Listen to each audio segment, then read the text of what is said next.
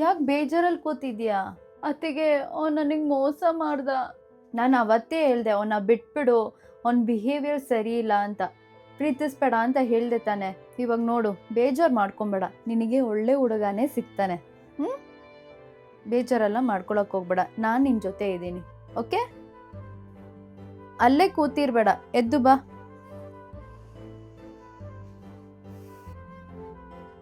ಏನಕ್ಕೆ ಹಂಗೆ ಕೂತಿದ್ಯಾ? ತುಂಬ ತಲೆನೋವ್ತಿದೆ ಅತ್ತಿಗೆ. ಸರಿ ಇರು, ಕಾಫಿ ಮಾಡ್ಕೊಂಬರ್ತೀನಿ.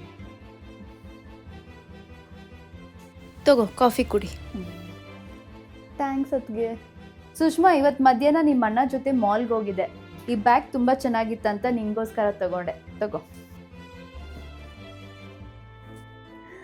ಚೆನ್ನಾಗಿದೆ ಅತ್ತಿಗೆ, ಥ್ಯಾಂಕ್ ಯು ಸೋ ಮಚ್. ಯಾವಾಗಲೂ ಥ್ಯಾಂಕ್ಸ್ ಥ್ಯಾಂಕ್ಸ್ ಅಂತ ಹೇಳ್ಬೇಡ, ಸರಿನಾ?